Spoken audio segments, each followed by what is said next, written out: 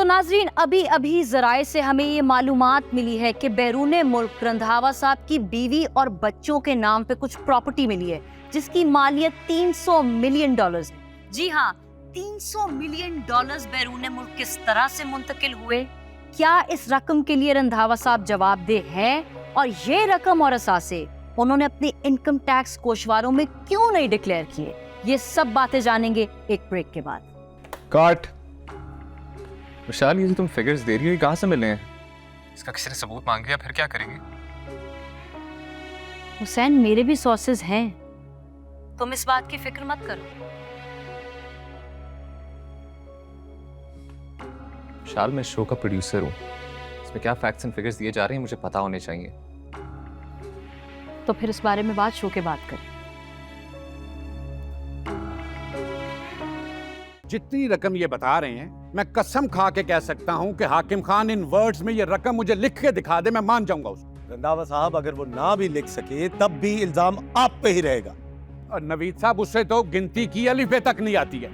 और रही बात असासों की, और ये असासे जब मेरे हैं ही नहीं तो मैं क्या डिक्लेयर करूं आपको, बताएं मुझे। Very interesting.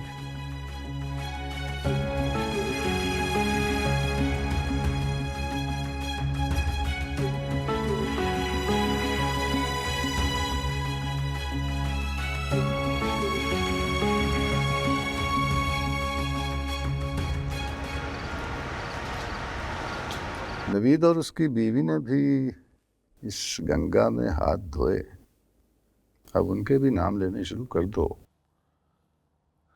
सर कुलीग है, नाम लेने डायरेक्ट जरा मुश्किल हो जाएंगे। चाह तो ना करो डायरेक्ट, इशारे से ला दो। ठीक है सर, इशारों में कुछ कर लेंगे।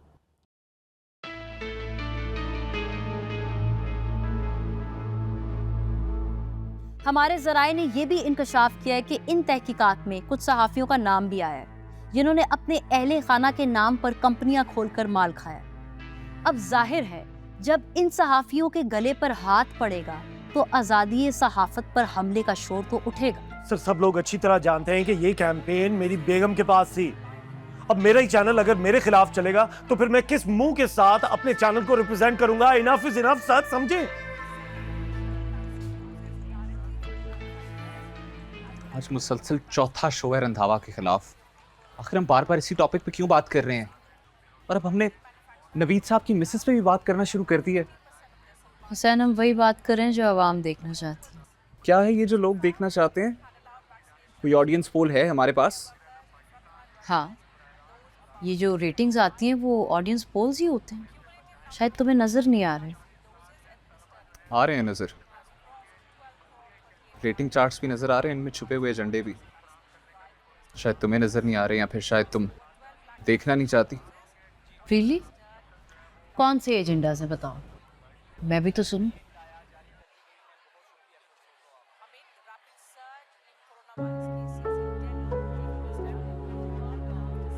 क्या सोच रहे हो? सारे ताने बाने मिलाकर सोच रहा हूं कि ये सब क्यों हुआ और कैसे हुआ। ये हाकिम खान बदला ले रहा है तुमसे और अजीज से। ऐसा कुछ नहीं है, मुझे लग रहा है हम लोग खामखा उसके चक्कर में आ गए। उसका असल शिकार कोई और है। तुम्हारा सोर्स भी खामोश है।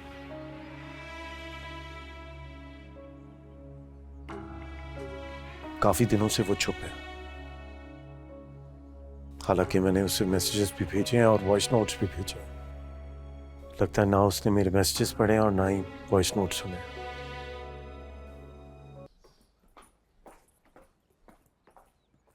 तुम ऑफिस नहीं जा रहे? बस अभी थोड़ी देर में निकलूंगा। तुम ऑफिस जा रही हो? हाँ, बस निकल रही हूँ। एक दो काम है, वही करते हुए जाऊंगी। देख के जरा एहतियात से जाना। तानिया, सुनो, रात को जिस बारे में मैंने तुमसे बात की थी उसके बारे में कुछ सोचा? लंदन जाने के बारे में? यस। शाम को करते हैं इस बारे में बात।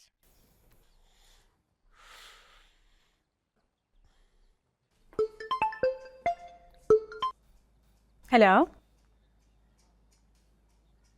क्या बकवास कर रहे हो? तुमने वारंट के बारे में पूछा था उनसे? तानिया, तानिया किसका फोन था? तानिया, मैं तुमसे पूछूं किसका फोन था? ऑफिस पे एंटी करप्शन वालों का छापा पड़ गया, तमाम रिकॉर्ड कब्जे में ले लिए हैं।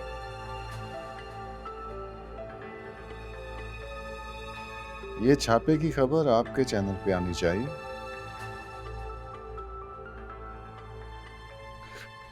सर, एक तो वो कुलीग है हमारा और दूसरा हमारे चैनल का बड़ा एंकर। अजमत साहब, सबसे ज्यादा सरकारी इश्तहार आपके ग्रुप को मिल रहे हैं। आपका कभी कोई एक भी बिल नहीं रुका। आपके सीईओ साहब को गवर्नमेंट के पार्क में रेस्टोरेंट खुलवा के दिया है।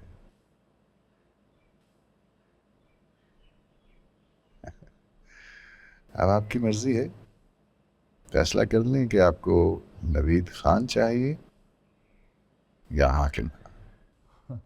ऑब्वियसली आप सर, आप मेरे कहने का मकसद ये था सर कि इस हद तक जाने की ज़रूरत क्या है?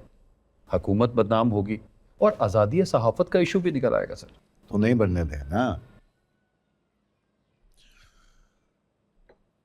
मिसाल से शो करवाएं, उसके बाद सोशल मीडिया पे शोर मचाएं। बस एक दिन के लिए आप उसकी हाइप क्रिएट करें, माहौल बनाएं और हम उसको गिरफ्तार कर लें। इस दफा हमने ना तो किसी को संभलने का मौका देना है और ना भागने का। सीईओ साहब से पूछना पड़ेगा सर। हाँ, करें ना, फोन करें। मेरी बात है सर।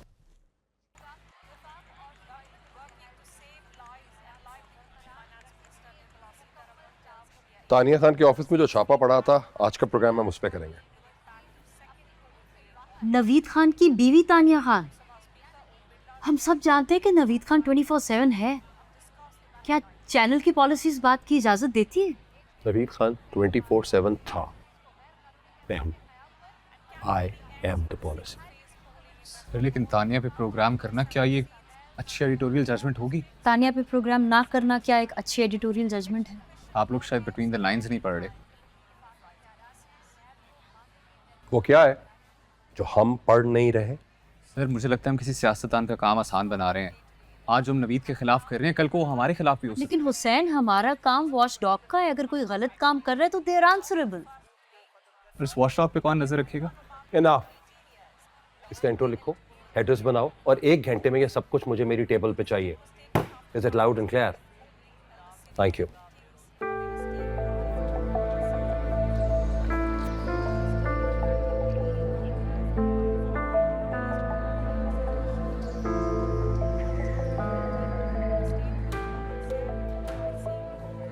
ये है वो कागजात जो तानिया जमान के ऑफिस से कब्जे में लिए गए, सब के सब बोगस और फेक बिल्स। इससे ये साफ जाहिर होता है कि करप्शन की जड़ें कहां तक और कितनी गहरी। ब्रेकिंग न्यूज, जुम्मे से इतवार रात 9 बजे। जिंदगी की उलझन को सुलझाते हुए कोई उलझ जाए तो वो पागल नहीं, हाँ मगर उसे पागल कहना पागलपन है। देखिए नया ड्रामा सीरियल पागल खाना बहुत जल्द, सिर्फ ग्रीन एंटरटेनमेंट पर।